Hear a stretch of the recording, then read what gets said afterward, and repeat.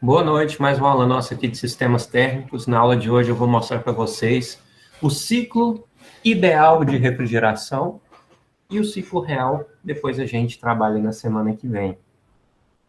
Nós temos aqui, então, um propósito diferente das nossas máquinas térmicas, porque antes eu vou perguntar para vocês, Fábio, eu tenho lá numa máquina térmica 4 componentes. Você está aí? Tô sim. Beleza. Eu tenho a caldeira, você lembra que eu tenho caldeira. Eu tenho um trocador de calor, outro trocador de calor e uma turbina, correto? O que a gente quer, no final das contas, com a máquina térmica? O que nos interessa?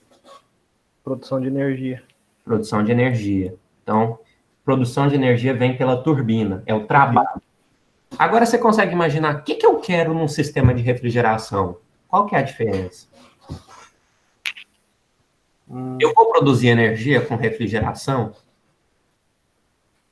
Bom, não sei, mas refrigeração, você quer diminuir a temperatura de algo, sei lá. Depende do que você está usando, no caso. Aparelho de ar-condicionado, por exemplo, ou uma câmara frigorífica. E a diminuição de temperatura está relacionada com trabalho ou troca de calor? Troca de calor. Então, nós temos aqui um evaporador, e aqui um condensador. Onde que vai ser, então, o nosso interesse? Se numa máquina térmica, a gente queria o trabalho, a gente queria o que saía da turbina. Ok. Já que a gente quer diminuir a temperatura, é isso que nós queremos num sistema de refrigeração, onde que vai ser o interesse? Aqui. Se você mesmo falou que a troca de temperatura está relacionada com a troca de calor. Eu acredito que deve ser o evaporador, né? Porque condensador, no caso, questão envolve pressão. Então, eu acredito que deve ser na evaporação. Isso. É o evaporador. Uhum. É o evaporador, sim. Porque o evaporador é um elemento que você consegue ver. É só você abrir a sua geladeira, você vai lá no seu freezer que tem uns caminhos, umas fileiras lá que passam refrigerante. Nessas fileiras, isso é o seu evaporador. Aquele elemento lá que fica dentro da geladeira. Ele é responsável por pegar todo o calor que está do lado de dentro da geladeira e absorver. Então, ele meio que expulsa? Como é que ele faz? Ele não expulsa, ele absorve. Ele absorve mesmo. Ele faz tipo uma troca de calor mesmo. Exatamente, a função dele é a troca de calor. A única função dele. No caso do ar-condicionado já funciona diferente, né? Ou é a mesma coisa? Não, é basicamente o mesmo funcionamento. Mas só que o formato geométrico dos sistemas é um pouquinho. Mas é a mesma coisa. Então, é porque tem aquela questão do ar quente e do ar frio também, né? Por exemplo, o ar-condicionado se coloca na parte de cima do lugar onde você quer colocar ele, sala ou quarto. Por que a gente coloca na parte de cima? Você tem noção? Porque o ar frio é mais denso. O ar frio é mais denso, então ele tende a cair. Uhum. O ar quente é menos denso, ele tende a subir. Então você promove uma troca mais eficiente dessa forma. E no caso de aquecedor aí seria o contrário, né? O aquecedor não seria interessante você colocar embaixo, né? Uhum. Porque se você colocar lá em cima, você vai ter um teto quente e a parte baixa é fria. Uhum. Mas aqui, nós temos um evaporador. Certo. Esse aqui eu vou chamar que é o meu evaporador. E eu tenho alguns alimentos aqui dentro da minha geladeira. Esse aqui é um alimento 1, alimento 2, alimento 3. Todos esses alimentos, a hora que a gente coloca ele na geladeira, você não concorda que ele está numa temperatura bem acima do que deveria estar? para um funcionamento? Por Na exemplo, hora de colocar, no caso, você está colocando na exatamente. geladeira. Sim, Eu pego uma cerveja, ela está na temperatura ambiente, está a 28 graus. certo.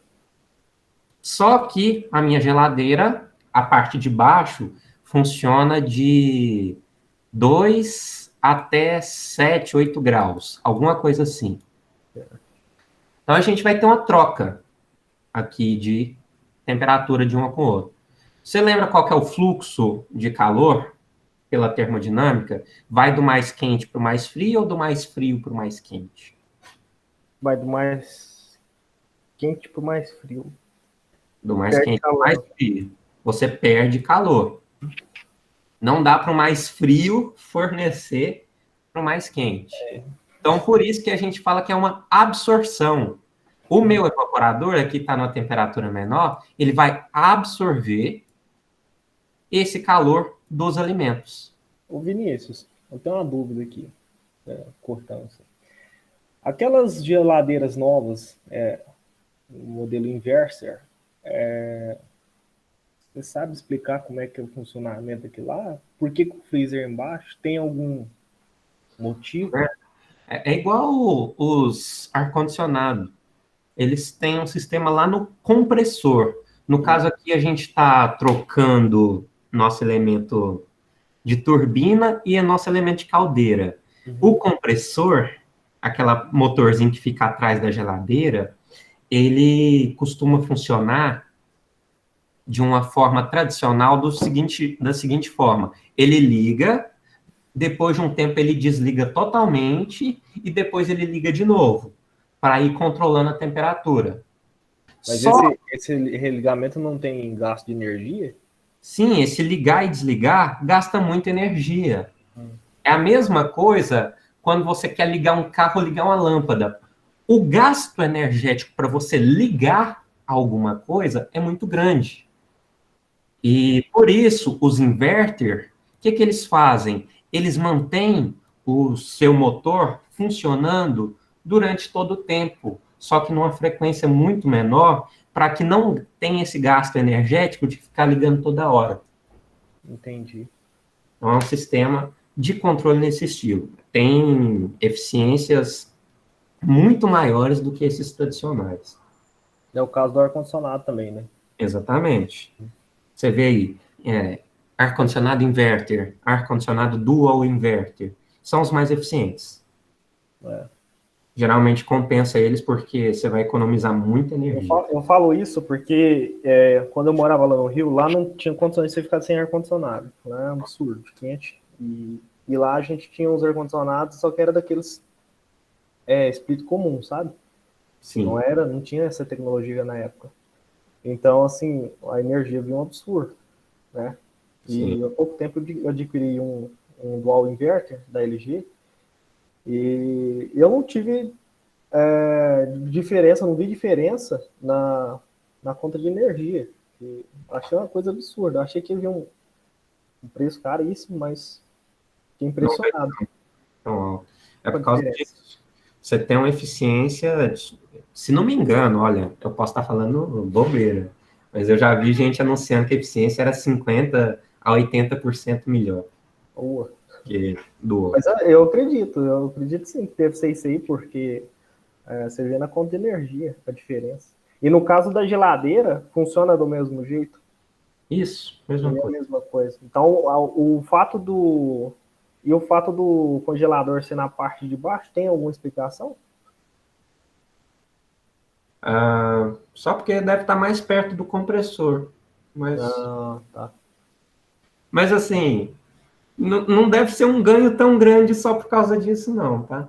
Entendi. Deve ser só o design, talvez. Entendi. E aqui a gente falando disso, Vamos lá, voltar. lembrar que ó, o Matheus Augusto perguntou para a gente por que no carro a peça que faz esse serviço se chama condensador. O condensador não absorve calor. O condensador faz exatamente o contrário. O condensador, que é essa peça aqui, que eu vou chamar, ele rejeita calor. Então, ele rejeita calor pro ambiente. Por que que acontece isso? O nosso motor funciona refrigerado a algum líquido, pode ser a água, por exemplo. A água passa dentro do motor, troca calor ali com o motor, resfria o motor e a água vem quente lá para o nosso radiador. O radiador tem a função de dissipar essa energia. Então, ele vai rejeitar a minha energia para o ambiente. Essa é a diferença. Um absorve e o outro rejeita. Para que você tenha, se você tem essa rejeição de calor, sua temperatura da água vai abaixar e você vai colocar ela de novo lá no seu motor para trocar calor de novo.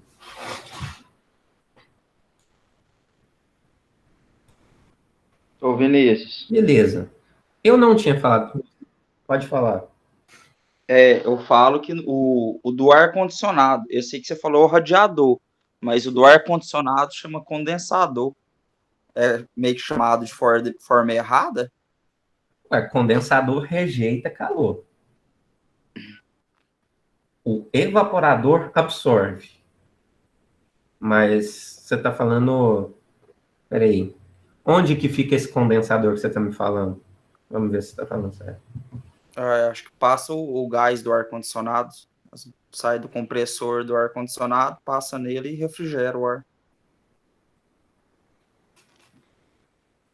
Não.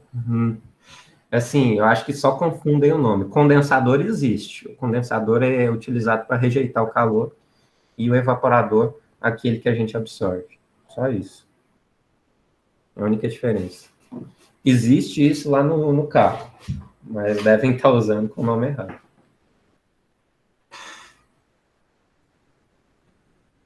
Que eu não tinha falado, mas eu tenho o ciclo de Carnot. O ciclo de Carnot é o seguinte, esse aqui é o diagrama TS do ciclo de Carnot. Acho que eu já mostrei alguma coisa para vocês. No ciclo TS do diagrama de Carnot, nós temos aqui que todos os processos são reversíveis. Então, é uma máquina térmica totalmente reversível. Tem um processo aqui de entropia constante nesses pontos. E existe também o ciclo de Carnot reverso. O ciclo de Carnot reverso é exatamente o ciclo de Carnot, só que utilizado para refrigeração. E na refrigeração aí de Carnot, nós temos as reversibilidades, quer dizer que é um sistema ideal. É um sistema totalmente reversível, não tem perdas. Só que, na realidade, nós não temos como atingir esse sistema de Carnot, esse ciclo de Carnot, que depois eu vou mostrar ele para vocês na nossa próxima disciplina também. Mas aqui eu já estou mostrando como que ele funciona. Tenho muita dificuldade de fazer isso aqui na realidade, porque todo elemento que eu produza tem uma certa perda, tem uma troca de calor envolvida. E a gente consegue contornar isso através da vaporização do refrigerante antes da minha compressão. Compressão é aquilo que o compressor faz. Eu vou substituir a turbina do meu sistema por um dispositivo de estrangulamento. É esse dispositivo aqui, é uma válvula de expansão ou um tubo capilar. Suas geladeiras têm isso aí. Agora eu vou mostrar o sistema para vocês. Lembrando, agora eu não estou trabalhando mais com água. Eu não estou trabalhando com esse líquido que tem aquele potencial energético para fazer trabalho. Agora a gente está trabalhando com fluidos que tenham pontos de ebulição do nosso interesse. Porque agora a gente está trabalhando com refrigerantes. Refrigerantes é o nosso fluido de trabalho em sistemas de refrigeração. Os mais comuns, nós temos a amônia. A amônia é o NH3. É um fluido refrigerante bastante utilizado em indústria e altamente tóxico. Qualquer vazamento de amônia te leva à morte, praticamente. Qualquer pequeno vazamento já é muito prejudicial. Agora eu vou mostrar aqui o ciclo de refrigeração. O ciclo de refrigeração, ele é composto por um elemento de compressor, um condensador, uma válvula de expansão e um evaporador. Igual eu falei para vocês, qual que é a função do evaporador? Absorver calor do espaço que eu quero refrigerar. Então, sempre vou absorvendo calor aqui. O nosso condensador é aquele que vai rejeitar o calor para o ambiente. A gente pega o calor aqui e rejeita o calor em outro lugar. Por exemplo, no seu refrigerador, você tem aquelas serpentinas lá atrás, aquela grade, que ela fica quente. Por que que ela está quente? É porque ela está rejeitando esse calor. Aquilo é o seu condensador.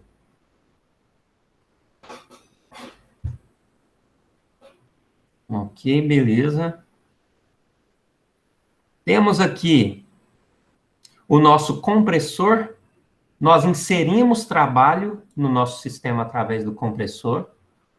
E tem a válvula de expansão, responsável para diminuir a nossa pressão. Nesse caso aqui, vamos analisar, gente. Eu não tenho um elemento de caldeira. Se eu não tenho elemento de caldeira, eu não forneço calor. O que eu estou fornecendo é trabalho. Eu estou fornecendo energia para o meu compressor funcionar. Essa é a minha principal diferença de um sistema de refrigeração para um sistema térmico. Ou de refrigeração, nós inserimos trabalho e queremos retirar calor. Já no sistema térmico, a gente insere calor e quer retirar trabalho. Beleza, então temos aqui esses 4 elementos. Vamos analisar. Quando ele passa no compressor, ponto 1 para o ponto 2, nossa pressão vai ser aumentada do ponto 1 até o ponto 2, temperatura também. Do ponto 2 para o ponto 3, nós passamos no condensador, rejeitamos o calor. Então, a gente vai ter pressão constante de 2 para 3, a temperatura vai diminuir, mas só que vai ter troca de calor, que a gente está expulsando o calor quente. Calor quente está saindo aqui, ou calor que sai. Temos também, agora, de 3 para 4. 3 para 4, nossa válvula de expansão. O que está acontecendo de interessante aqui? Ó, de 3 até o ponto 4. A gente não estava acostumado com isso. Deixa eu ver se alguém consegue falar. O Alexandre sabe. Alexandre, o que está tendo de diferente aqui de 3 para 4? Tá tendo troca de calor? Está tendo uma troca de calor. Idealmente era para acontecer troca de calor? Não. Não, realmente. Porque ó, o nosso S3 vai ser menor do que o S4.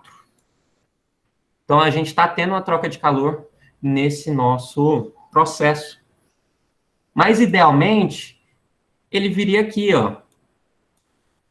Se a gente tivesse um processo ideal, ele iria para 4 linhas. Mas isso é difícil de implementar. Dá para implementar? Dá. Mas só que fica mais difícil. Só se a gente colocar uma turbina isentrópica nesse ponto. Só que o seu sistema vai ficando muito complexo e caro de ser executado. Beleza, de 3 para 4, o que nós temos? Diminuição da pressão.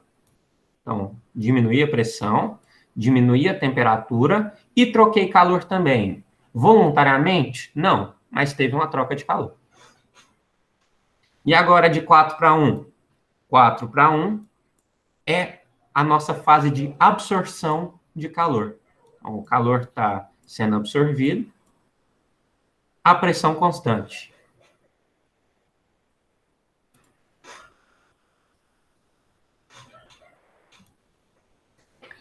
Beleza, então aqui, ó, o nosso resumo do que está acontecendo em cada ponto. De 1 para 2. Deixa eu te perguntar, desculpa a minha ignorância, mas num ciclo de refrigeração, por que eu quero receber calor nessa parte aí de 4 para 1? eu quero retirar calor do ambiente. Eu quero que a temperatura no ambiente que eu queira refrigerar abaixe. Então, vou retirar o calor desse ambiente e Por expulsar. meio. Ah, entendi. Então eu retiro por meio desse evaporador. Exatamente. Ah, eu tava pensando errado. Eu tava tentando imaginar como que é o trabalho do ar-condicionado nesse gráfico aí. Aí fica mais difícil, né? Nesse gráfico, se eu pensar a geladeira, fica mais fácil de eu entender. A geladeira aqui fica muito mais fácil. Do ar-condicionado, depois eu trago para vocês. Vai ter uma Tá bom. diferencinha aqui, mas coisa básica. Então tá, obrigado. De nada. 1 para 2. Compressão isentrópica. Sem troca de calor, nosso compressor insere trabalho no nosso sistema. Lembrem disso. Eu forneço a energia elétrica nesse caso. Depois, 2 para 3. Rejeição de calor a pressão constante. Estamos rejeitando calor para o ambiente. É aquela parte que fica atrás da geladeira, que fica quente, que você coloca seu tênis para secar. De 3 para 4. É o estrangulamento em um dispositivo de expansão. 3 até 4. Só que aqui eu vou ter uma coisa muito interessante. Devido ao estrangulamento, eu vou ter que o meu H3 vai ser aproximadamente igual ao meu H4. Isso aqui é um processo isentálpico, devido a esse estrangulamento. Com o estrangulamento, se aumenta o atrito, você modifica a sua pressão e a temperatura, devido a esse atrito do fluido ali dentro. De 4 para 1, nós temos a absorção de calor. Nosso evaporador fica dentro da geladeira. A pressão constante.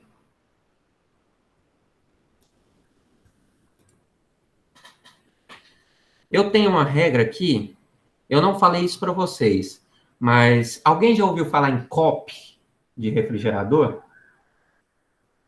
Coeficiente de performance. Pode falar que não.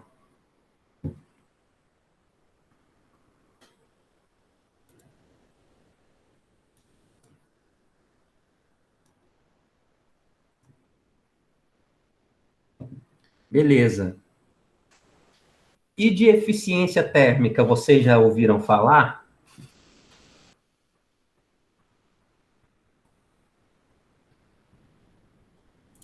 Eu acho que em termodinâmica você falou desses dois termos aí, mas eu não lembro, não. Os dois termos estão muito relacionados. A eficiência térmica só tem uma diferença. Ela é para máquinas térmicas. O nosso COP vai ser para máquinas de refrigeração, refrigeradores ou bombas de calor. Essa é a nossa diferença.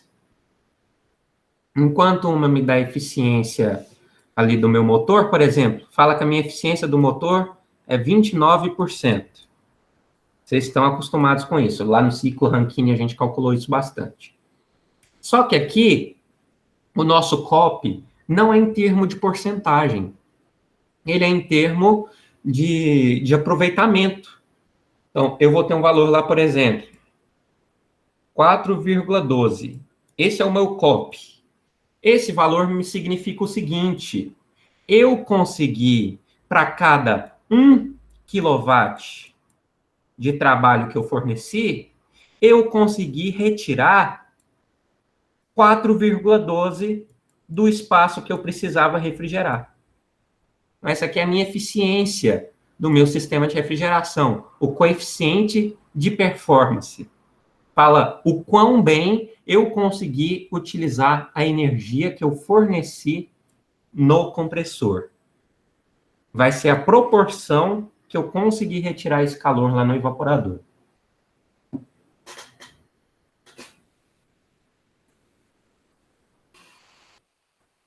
Então, uma regra que a gente tem para refrigeradores, uma regra prática, é que o nosso COP melhora de 2 a 4% para cada grau de temperatura de elevação na evaporação, aqui nesse ponto. Então, cada vez que minha temperatura aqui foi elevada na evaporação, ou para cada grau de diminuição na temperatura de condensação, que é aqui.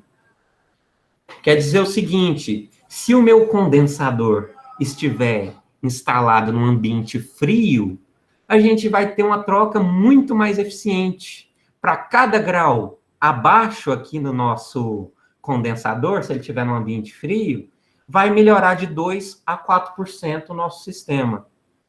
E para quanto menos frio você precisar uma cerveja, por exemplo, você coloca lá um líquido. A cerveja tem que ser refrigerada a menos 4 graus. O vinho tem que ser refrigerado a 12. Então, quer dizer que a temperatura do vinho é muito maior. Os 12 graus aqui vão nos ajudar.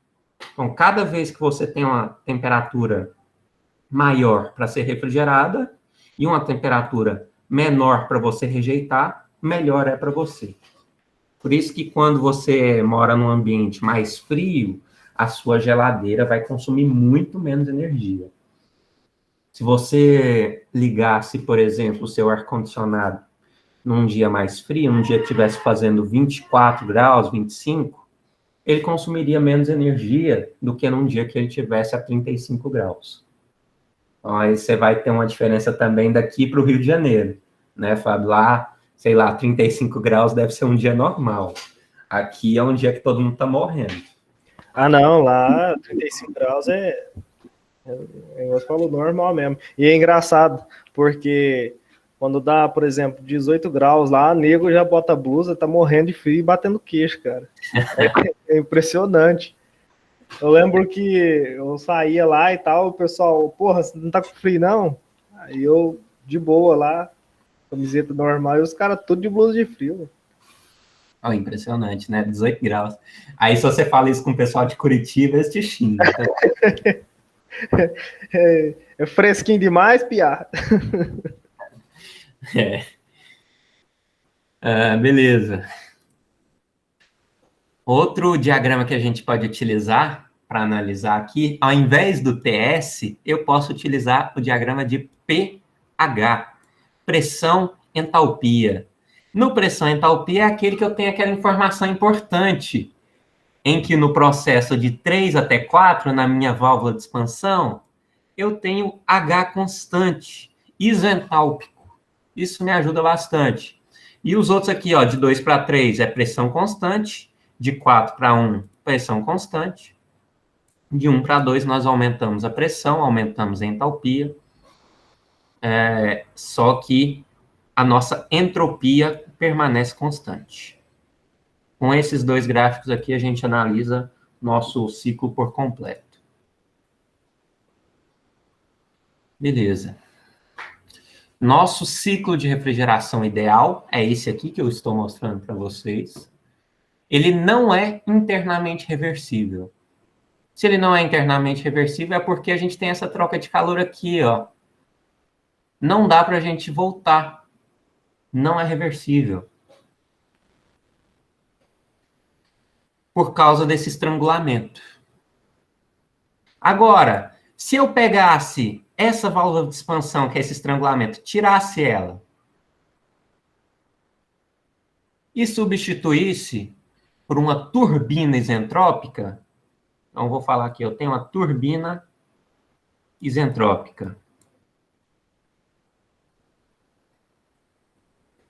Eu conseguiria sair do ponto 3 e ir para o ponto 4'. Só que isso ia ser inviável financeiramente. Dá para fazer isso? Existem alguns refrigeradores que fazem? Existem, mas não costuma ser viável.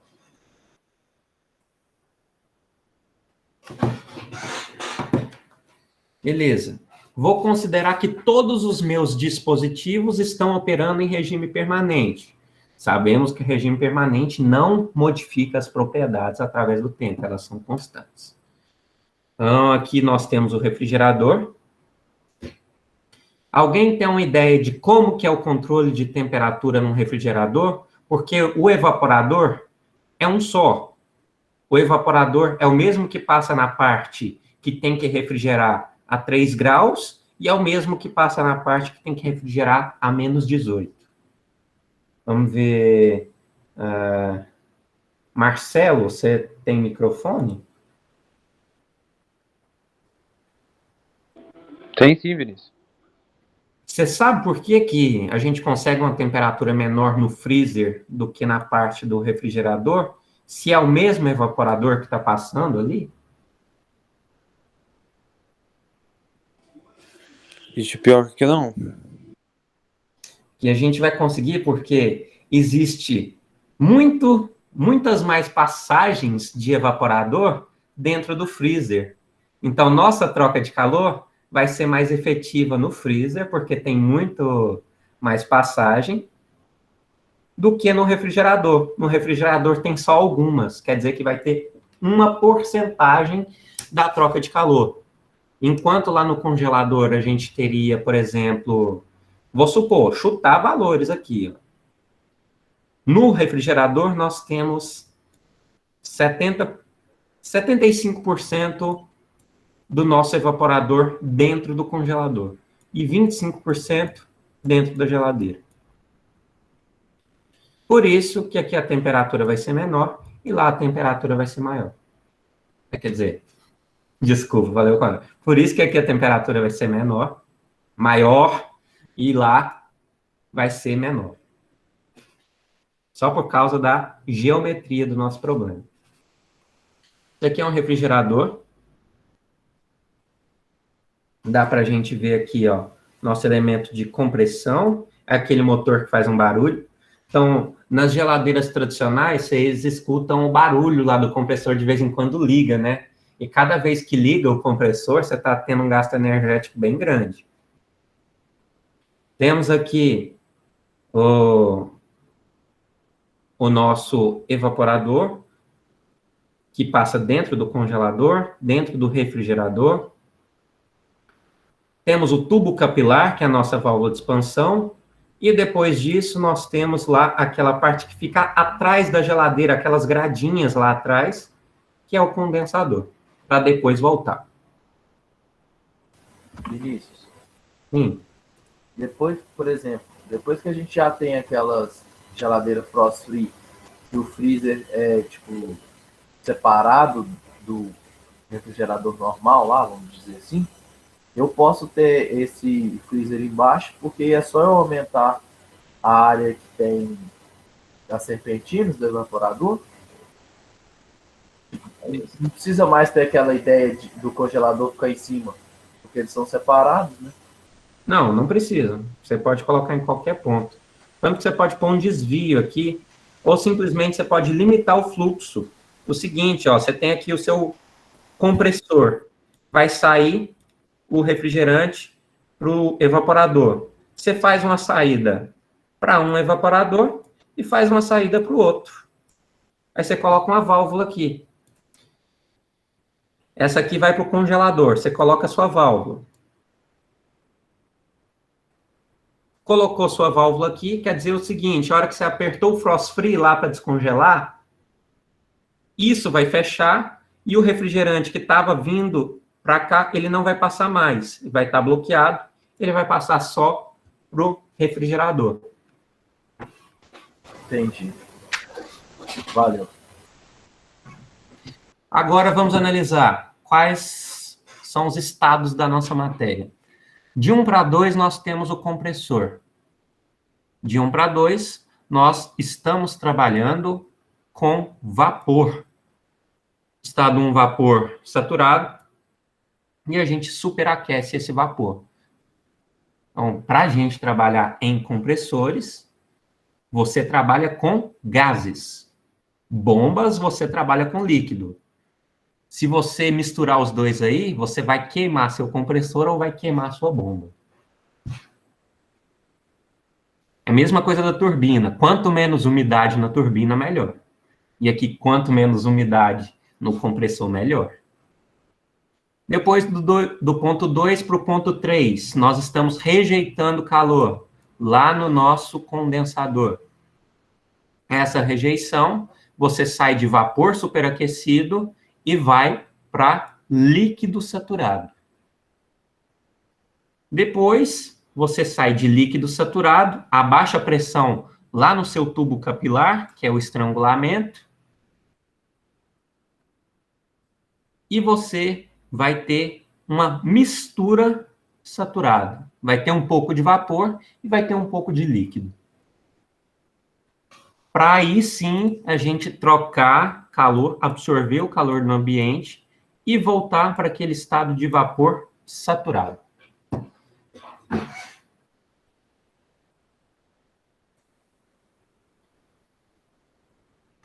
Esse aqui é o nosso balanço energético, quais são as equações que a gente faz. Então, a variação de entalpia de um problema, o H que sai menos o H que entra, pode ser a variação de calor e trabalho. Então, o que entra menos o que sai, mais o trabalho que entra menos o trabalho que sai, vai ser igual a essa variação. O nosso COP de um refrigerador, então esse COP R é de refrigerador, vai ser o que a gente está interessado. O que está interessado é a retirada de calor. É isso aqui, ó, o que a gente retira no evaporador. Sobre o que a gente teve que fornecer. O que eu forneci foi energia elétrica, o trabalho líquido do compressor. Com isso, lembrando aqui, ó, o calor que foi retirado está entre 4 e 1. Então, aqui, H1 menos H4. Nós temos aqui o trabalho líquido. Está entre 1 e 2, então H2 menos H1. Esse aqui é o nosso COP do refrigerador. Tem o COP também da bomba de calor, gente. A bomba de calor trabalha da mesma forma que um refrigerador. Só que, ao invés da gente estar interessado nesse Q frio, na absorção de calor, a gente vai estar interessado nessa rejeição aqui, ó, porque eu quero aquecer um ambiente. Eu absorvo o calor de algum lugar e, ao invés de rejeitar o calor, eu vou jogar ele no ambiente que eu queira aquecer. Esse aqui que é o princípio de uma bomba de calor. Dessa forma que também um ar-condicionado consegue funcionar, também nesse estilo, né? Tem ar-condicionado que consegue aquecer e resfriar. Então, ele muda o que ele vai fazer aqui, ó. Para a bomba de calor, o que muda? O que eu quero é esse Q quente, é a rejeição de calor para um ambiente aquecido. Sobre o que eu tive que fornecer, que é o trabalho do compressor. O que muda aqui, o Q quente está entre 2 e 3, H2 menos H3. Só lembrando aqui, ó, o nosso H1 a gente consegue encontrar lá na tabela termodinâmica para os valores de vapor. Então, o H1 é o H de vapor para pressão 1. E o H3 vai ser o H de líquido para pressão 3, no caso ideal. Isso que a gente está analisando. Agora vamos para o exercício. Um refrigerador utiliza o refrigerante R134A como fluido de trabalho e opera um ciclo de refrigeração por compressão de vapor entre 0,14 MPa e 0,8 MPa. Se a vazão máxima do refrigerante for de 0,05 kg por segundo, determine qual que é a taxa de remoção do calor do espaço refrigerado, a potência fornecida no compressor, a taxa de rejeição de calor para o ambiente e o COP. Lembrando, aqui, ó, taxa de remoção de calor do espaço refrigerado. Eu quero Q frio. A potência fornecida no compressor. Vou querer o trabalho que entra. Taxa de rejeição de calor para o ambiente. Eu quero o Q rejeitado, o que sai, o Q quente. E o COP do refrigerador vai ser o Q frio sobre o trabalho que entra.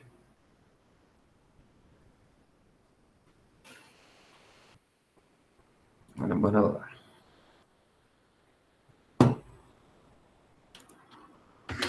Ok.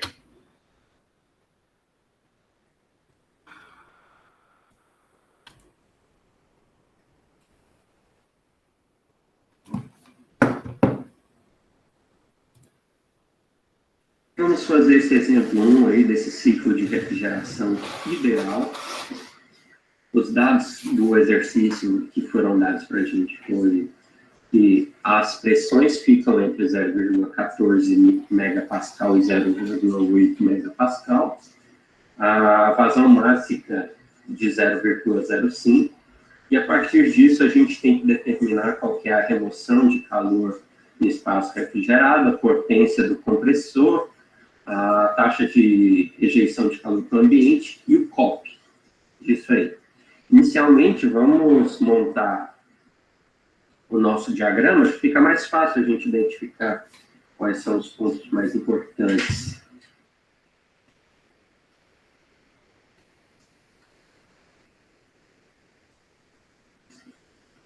Nosso diagrama TS.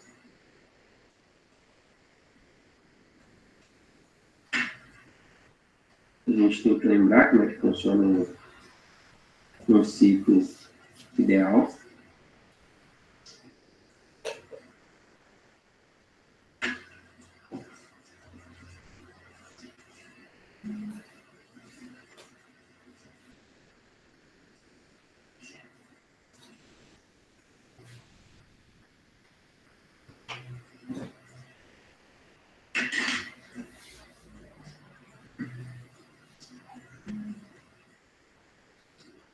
Então, temos aqui os nossos pontos. Esse aqui é o ponto 4. Esse é o 1. O 2. O 3. Então, lembrando também que é importante onde que é retirado o calor. É aqui. Nós retiramos o calor do sistema, então aqui é frio. Vem para cá. E rejeitamos o calor aqui em cima. Aqui é quente. Quais são outros dados importantes? Aqui nós temos a faixa de pressão que vai trabalhar o nosso exercício, o nosso refrigerador. Aqui embaixo é 0,14 megapascal. E aqui em cima vai ser 0,8 megapascal.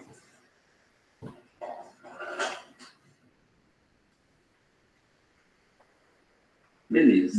Então, com isso aí, a gente já consegue olhar onde que vai ser os nossos pontos aqui na tabela termodinâmica. Vamos lá de ponto em ponto. Primeiro no ponto 1, fazendo análise do que está acontecendo nesse ponto. Ponto 1, nós temos vapor saturado. Está na linha de vapor saturado.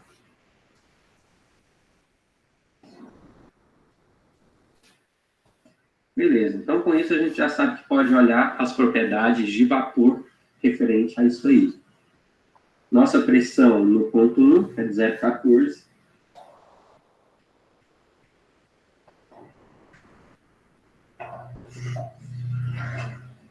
Com isso,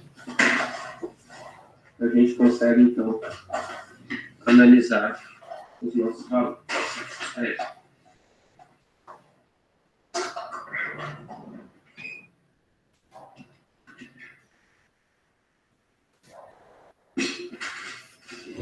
E voltei aqui. Vamos lá na nossa tabela 5. Não, na tabela 5 não. Aqui a gente está olhando para as tabelas de refrigerante. Então, tabela de refrigerante de R134A saturado. Com isso, as tabelas que eu vou mostrar para vocês em seguida aí do exercício, que está tudo nos slides, eu vou pegar os meus valores. O meu H1 vai ser o H de vapor para essa pressão de 0,14 megapascal. E a gente vai lá na tabela, dá 239,16 kJ por quilograma. E também posso pegar o S, a entropia, da mesma forma. O S1 vai ser o S de vapor para 14 megapascal. Isso vai dar 0,9445 kJ por quilograma Kelvin. Beleza, então esse aí é o nosso ponto 1. Ponto 2 a gente vai analisar agora em seguida.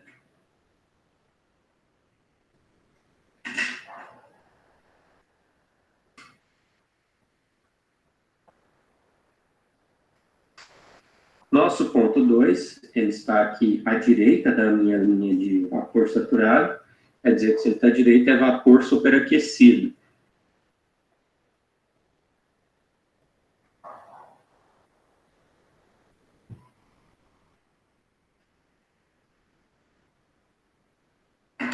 Beleza.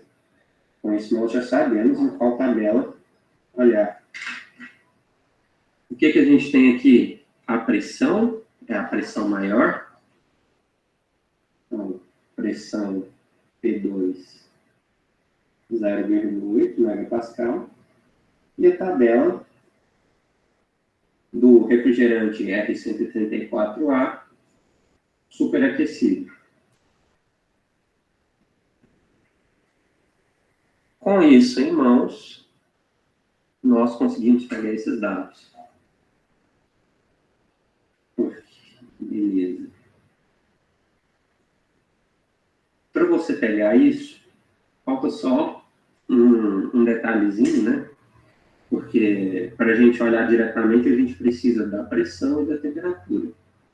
A única coisa aqui que a gente não tem é a temperatura. Mas nós temos um dado bem interessante, que é que o S1 vai ser igual ao S2, então vai ser isentrópico.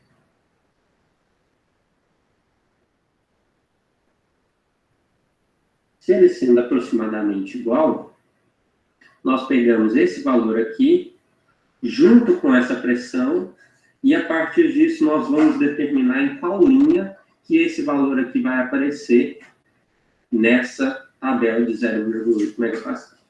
Lembrando que está tudo, após aí do exercício, vai ser mostrado para vocês nos slides. Com isso, a gente vai encontrar um valor aproximado, H2, de 275,4. Esse aqui é um valor aproximado porque não tem ele exatamente. A gente não consegue achar esse valor de S1 exatamente, mas chega num valor muito perto. Aí a gente faz uma interpolação bem próxima, a gente vai ter praticamente o mesmo valor que está na tabela. Mas em outro exercício, vocês vão inclusive ver como é que faz essa interpolação, como é que vocês lembrando de como é que faz isso. Ponto 2, nós já fomos, agora a gente tem que ir para o ponto 3.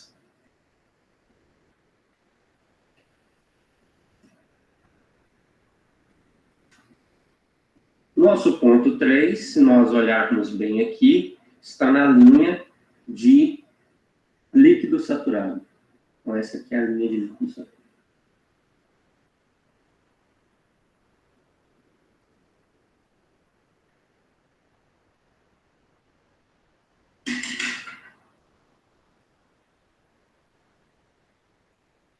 Ok, com isso aí. Sabemos onde que está, a gente consegue pegar as propriedades de líquido. Então, com essa pressão. Qual é a pressão que está aqui? 0,8. Pressão P3, 0,8 MPa. Nós sabemos que é na tabela de saturação.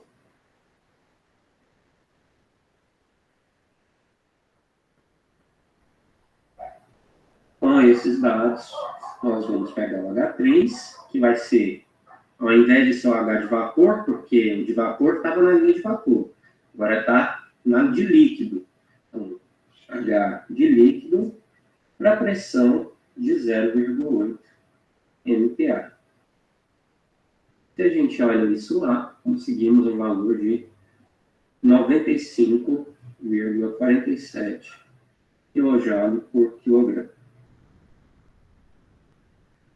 Beleza, falta só um ponto.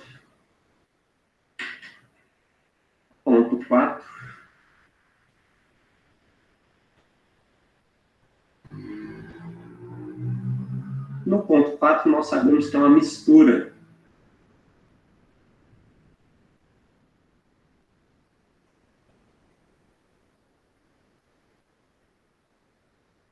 Então, tem um título. Só que, como a gente teria que calcular? Se fosse uma turbina isentrópica, se fosse aqui o nosso ponto 4S, nós igualaríamos o S3 com S4S. Mas, como a gente não tem isso, tem uma certa troca de calor aqui nessa válvula de expansão, onde de 3 para 4 nós saímos de um S3 para um S4, que é diferente.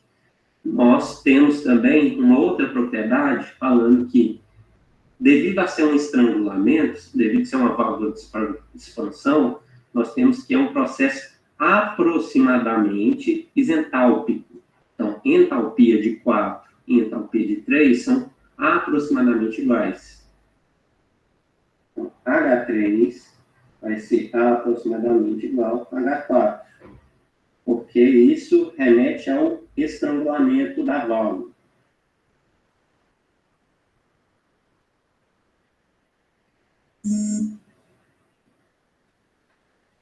Então, beleza. Se nós temos H3, temos H4. 95,47 kJ por quilograma. Ok. Passamos aí por todos os pontos do nosso exercício. Agora é simplesmente a gente jogar nas nossas fórmulas para os calores, para os trabalhos, para a gente conseguir o que o exercício está pedindo. Inicialmente, na letra A, estava pedindo a taxa de remoção de calor e o trabalho e a entrada de potência do compressor. Lembrando aqui quais são as fórmulas que vamos utilizar. A remoção do trabalho, então, é o Q frio.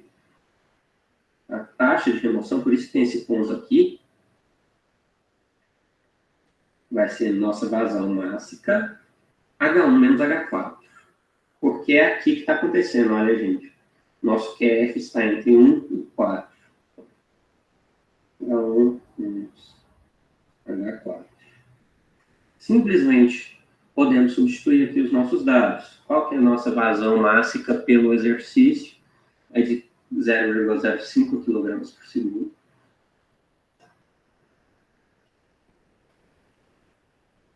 O H1 nós calculamos aqui em cima, 239,16, menos o H4, que está aqui embaixo, 95,47. Com isso, nós vamos achar uma remoção de calor, essa tem taxa, de 7.180 joules por segundo, ou se eu já transformar diretamente para quilowatt, fica mais fácil, 7,1 kW. Essa aqui é nossa primeira resposta.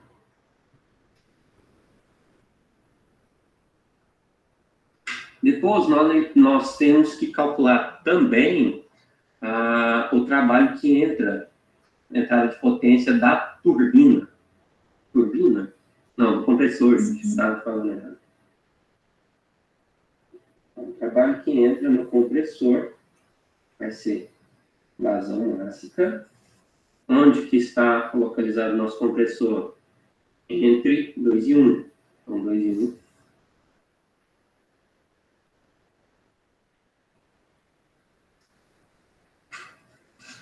Substituindo aí os nossos dados, vazão máxima 0,05,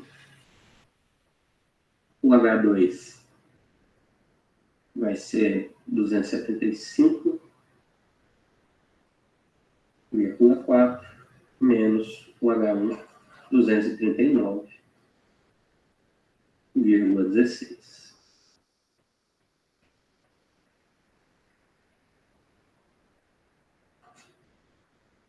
Então, fazendo o cálculo disso aí, e já passando também para quilowatts, vamos encontrar um valor de 1,81 kW.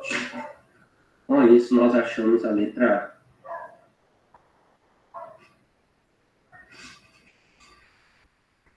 Beleza. Agora a gente vai para a letra B. É a taxa de rejeição do calor para o ambiente. Se a gente for pensar bem, ó, o que é a taxa de rejeição de calor para o ambiente? O calor quente que está saindo, a gente está rejeitando isso aqui. Ele está entre 2 e 3.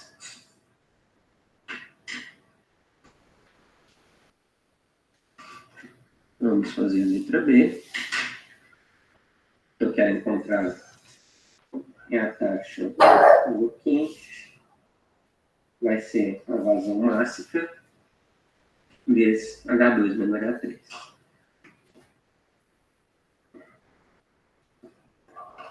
Substituindo esses dados aí, vamos lá, 0,05, o H2 é 275,4, menos o H3, que é 95,47.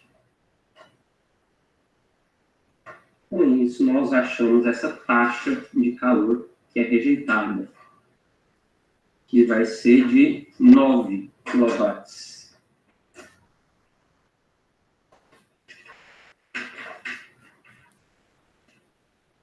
Beleza.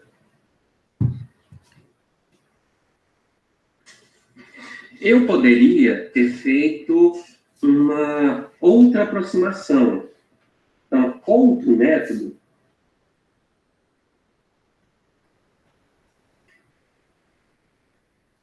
de fazer a mesma coisa aqui seria a gente trabalhar com o calor que entra, o calor que é rejeitado e o calor que é retirado.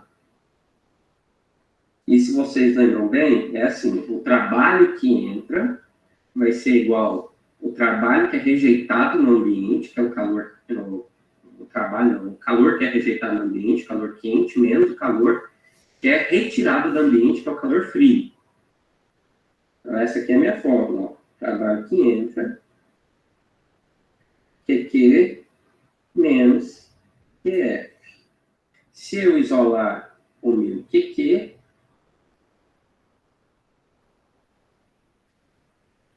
QQ vai ser trabalho que entra mais QF. Se eu fizer essa conta, eu vou ter aqui 1,81 mais 7,18, que dá aproximadamente 9 kW também. A gente poderia ter feito por qualquer um desses métodos a letra B. Falta agora só calcular o COP desse exercício. E para eu não utilizar outra página, eu vou utilizar aqui o cantinho. Vou virar minha página.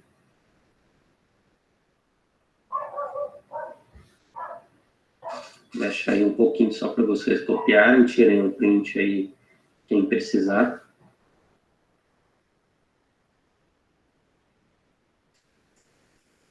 Agora, nossa letra C, que é o COP.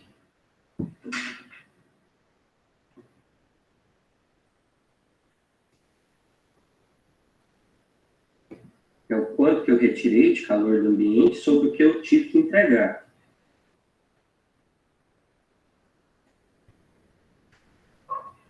Então, se a gente substituir aqui em quilowatt, 7,18 dividido por 1,81. Nós vamos achar um COP aqui de 3,97. Aí nós achamos todo o nosso exercício.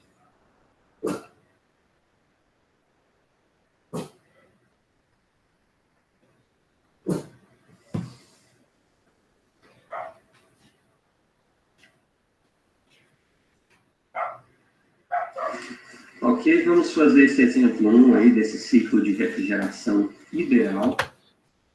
O negócio voltou aqui. Gente, aqui, deixa eu ver se deu certo. Deu, só voltou. Vou deixar aí para vocês copiarem.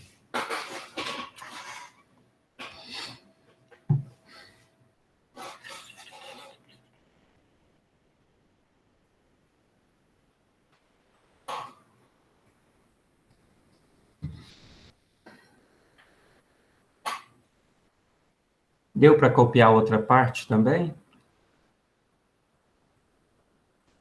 Pelo menos eu aqui deu. Bom.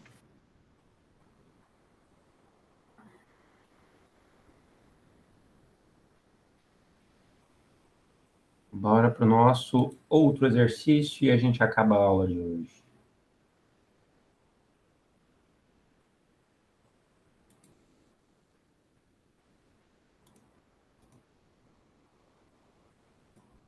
Lembrando aqui, ó, como que eu peguei esses dados das tabelas? Estão todos aqui no slide.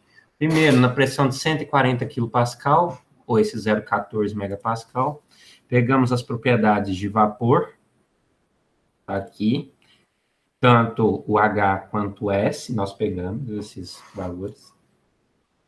Depois a gente foi lá para o vapor superaquecido, tabela de vapor de refrigerante 134A superaquecido. Nós tínhamos aqui esse valor de 0,94 e com ele a gente achou o valor aqui de 276. Depois nós tínhamos um valor aqui de 800 kPa, que era essa pressão de 0,8. Ia pegar as propriedades de líquido. Então, eu estava aqui no ponto 3, um H de líquido. Então, depois disso, a gente ia fechar. Agora, vamos para o exemplo 2, parecidíssimo, só para a gente ficar na cabeça, para vocês fazerem atividade na próxima semana sobre isso. Vou deixar uma lista de exercício para vocês antes da prova, tá? Vão ter uns 4 ou 5 exercícios deste calcular. Não só dessa matéria, né, de todas as matérias, e algumas questões teóricas para vocês responderem. Bom, um refrigerador usa o refrigerante R134A como fluido de trabalho, num ciclo ideal de refrigeração, entre 0,12 e 0,7 MPa. A vazão máxima do refrigerante é 0,05 kg por segundo. Mostre o ciclo em um diagrama TS, que é esse diagrama que já está aqui, com as linhas de saturação, determine a taxa de remoção de calor do espaço refrigerado, entrada de potência, taxa de rejeição de calor para o ambiente e o coeficiente de performance. Mesma coisa, com valores diferentes, só para a gente relembrar. Chance de cair na prova, é claro que sempre tem. Então, copiem para depois fazer um exercício parecido.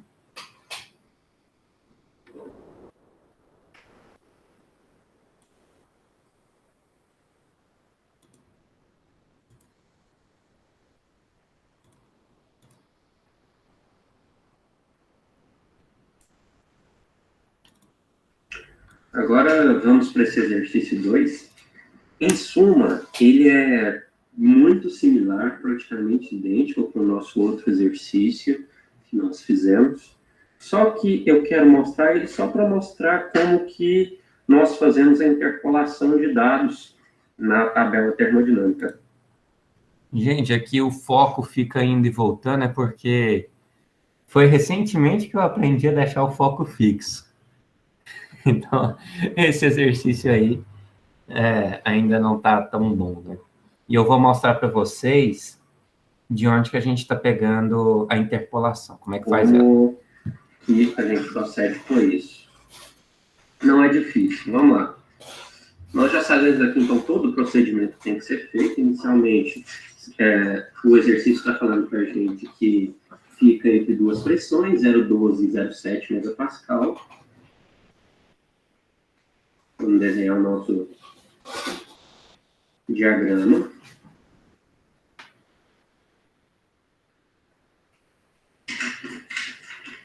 A partir partir dele a gente pode trabalhar.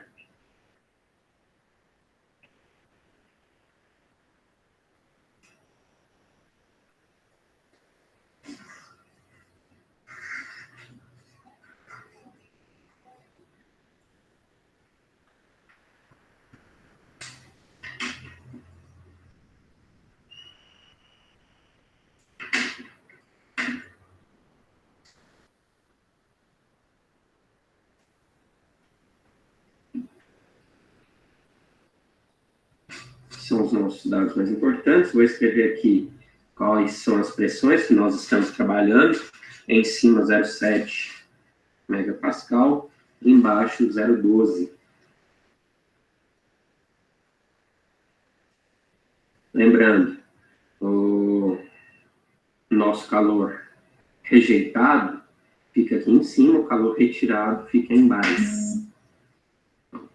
Aqui é o Q frio, lá em cima, rejeição do Q quente. Se nós tivéssemos uma turbina isentrópica, estaria aqui nesse ponto 4S. Beleza. Com isso aí, a gente vai para cada ponto novamente para a gente analisar o que é cada um.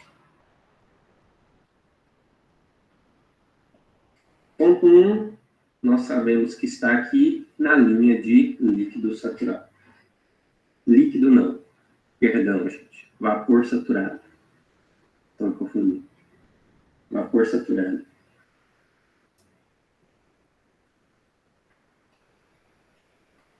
Vapor saturado, vamos olhar na tabela de saturação para o refrigerante, na pressão P1 de 0,12 MPa.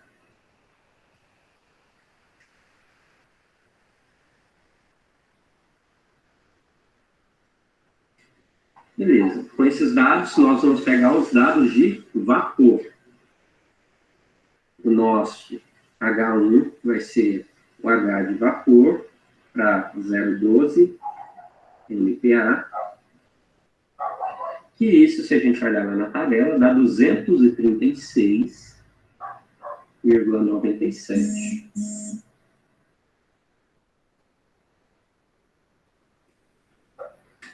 Nós pegamos também o S, que é a entropia. Da mesma forma, o S1 vai ser o S de vapor para 0,12 megapascal. E isso vai dar 0,947,8. E aqui é quilojoule por quilograma aqui, ó.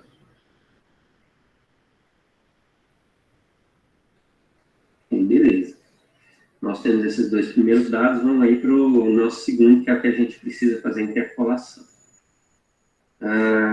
Ponto 2. Ponto 2 nós temos aqui que ele é vapor superaquecido.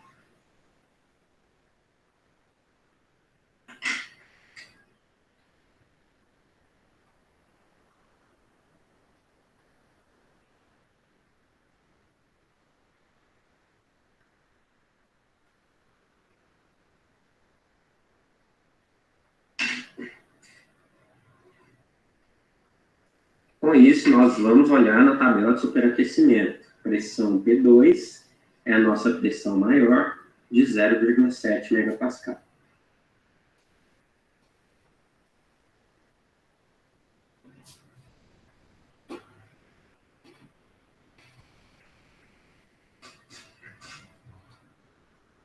Para isso, se a gente for lá na tabela, vocês vão dar uma olhada. E eu vou ter que pegar também esse outro dado que nós pegamos no outro exercício, que é S1 é igual a S2. E a gente tem que olhar procurando esse valor aqui, ó, de 0,9478. Só que nós não temos esse valor na nossa tabela. Nós temos um valor um pouquinho acima e um valor um pouquinho abaixo. Por isso, a gente tem que achar um valor intermediário que corresponda a essa nossa propriedade. Agora eu vou mostrar a tabela para vocês verem de onde que eu estou pegando isso.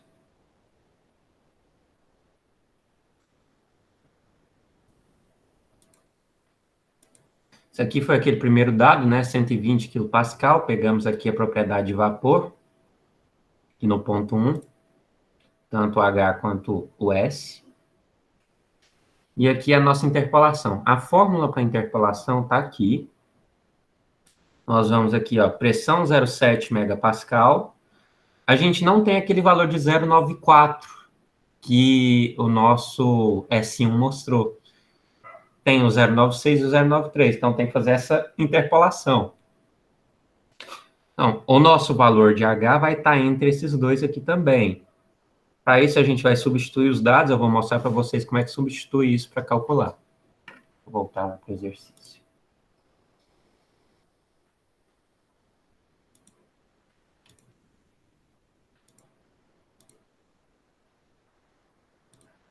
Aí, dessa forma, a gente vai fazer a interpolação. Isso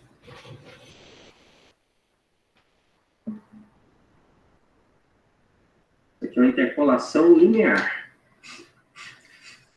Vai estar lá no slide também a fórmula, mas aqui eu vou escrever ela da mesma forma. A nossa propriedade que nós queremos encontrar, vou chamar de YK. YK vai ser Y1 nós temos, mais XK. XK é o que a gente está querendo encontrar. O XK, nesse caso aqui, para a gente, vai ser esse 09478. Esse é o único dado que a gente tem. A gente tem que encontrar o H equivalente a esse valor de S. Menos X1 dividido por X2 menos X1. E aqui, Y2 menos Y1. Qual que é a divisão aqui, gente? Nós temos X e Y. No caso, o Y aqui vai estar se referindo ao meu H, a minha entalpia. Então, aqui é o H. E o X vai estar se referindo ao S. Com esses dois dados, nós conseguimos calcular o nosso exercício. Então, vou fazer essa interpolação. O que eu quero achar é o H2. HK, vou chamar aqui de HK, para não sair da mesma notação. Então, para isso, eu vou lá olhar o S inicial, que está mais embaixo, vai dar 268,45, mais o 0,9478, que esse aqui é o meu valor do XK, que eu quero encontrar o equivalente. O X1 é 0,93. Isso tudo dividido por 0,9641.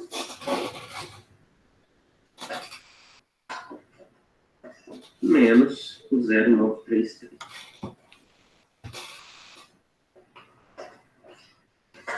Vezes ainda, aqui o 278,57 menos 268,45. Ok, então eu vou achar o meu H2 com isso. Fazendo essa conta, fazer a conta aqui.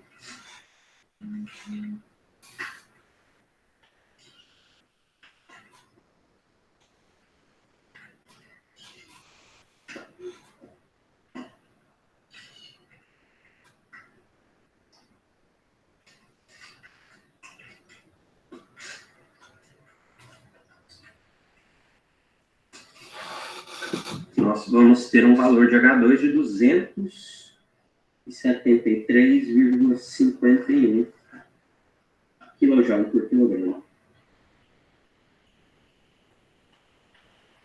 Beleza, fizemos isso tudo aí só para achar esse valor. Agora a gente vai para o próximo ponto.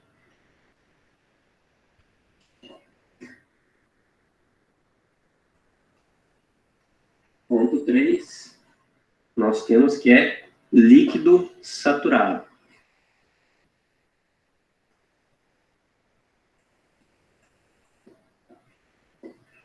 Isso nos ajuda porque a gente vê diretamente na tabela quais são os valores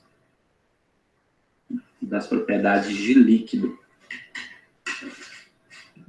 Eu tenho que minha pressão P3 é 0,7.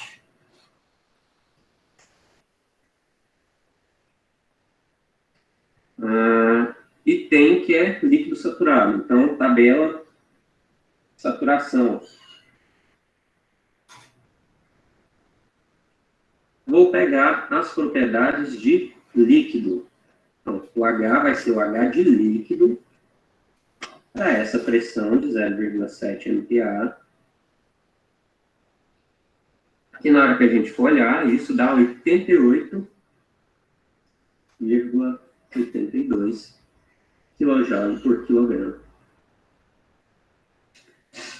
Ponto 3, tudo encontrado também. Vamos para o ponto 4.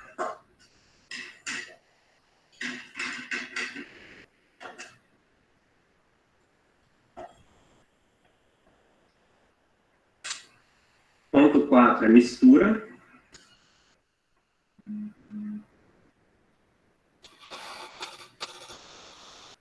Mistura saturada.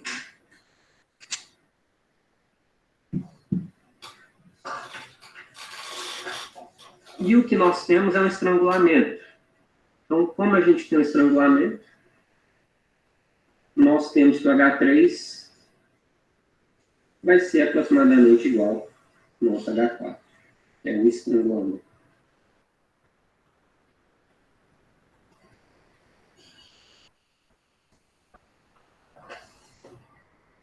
O H4 aqui vai ser 88,82 kJ por quilograma.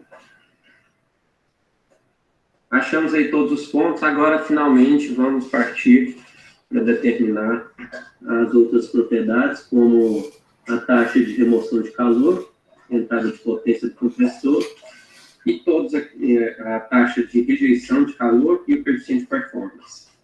Vamos lá, letra A. Nós já conhecemos essas fórmulas também. Vai ser o Q frio.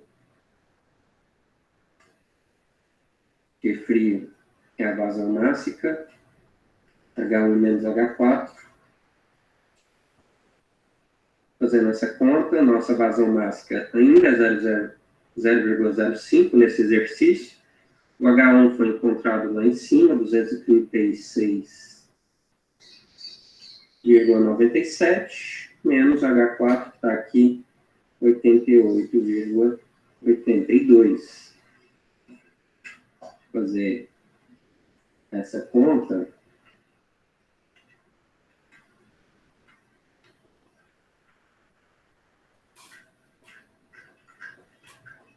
Nós vamos ter um valor aqui de 7,407, ou 7,41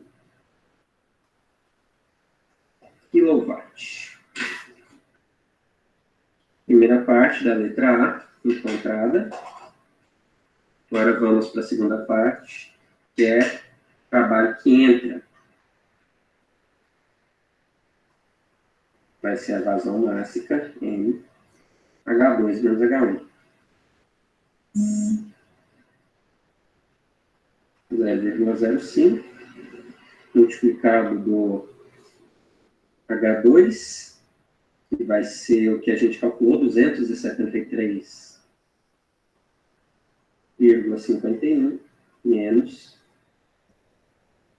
o H1, que está aqui, 236,97. Fazendo esse cálculo,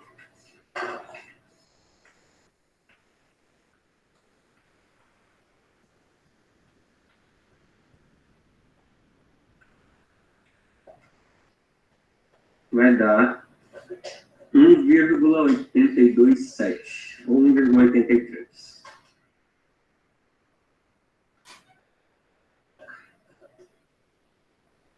Então, letra A, nós encontramos os dois valores. Vamos para a letra B.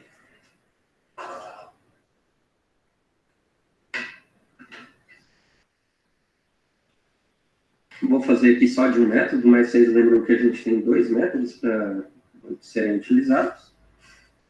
O nosso Q quente vai ser o trabalho que entra mais o Q frio. Trabalho que entra, 1,83, mais Q frio, 7,41. Então, com isso aqui, vai dar 9,24 quilowatts. Letra B, nós encontramos. Por fim, nossa letra C, é o nosso COP.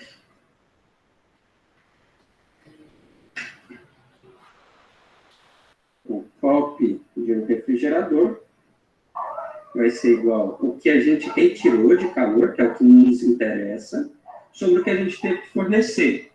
O que a gente forneceu foi o trabalho. Entrou. Aqui, então, nós temos o QL. Cadê? O Q frio aqui, né? O Q frio aqui vai ser 7,41 dividido por 1,83.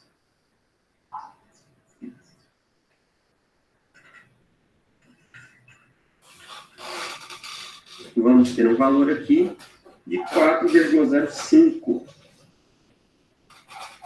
E esse é o nosso valor de COP.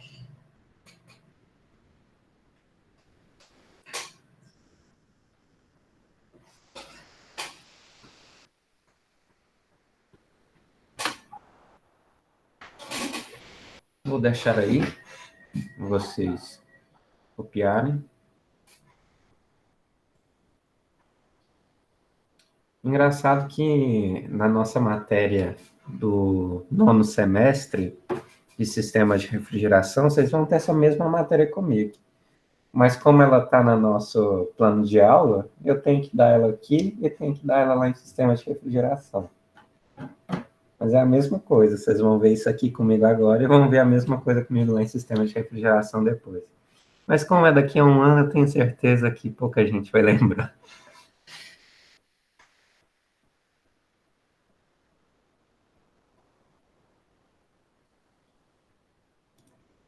Sobre aquele exercício que eu passei ontem para vocês, eu vou deixar até a data do dia, deixa eu ver, para vocês entregarem até o dia 9, terça-feira, porque quarta-feira eu já vou corrigir aquela atividade de ontem. E a gente continua nosso tema de refrigeração depois. Então, gente, um abraço aí para todos. Se mantenham seguros em casa aí. Sem loucuras. Um abraço para todo mundo. Espero que a família de todo mundo esteja bem. E boa noite. Até mais, gente.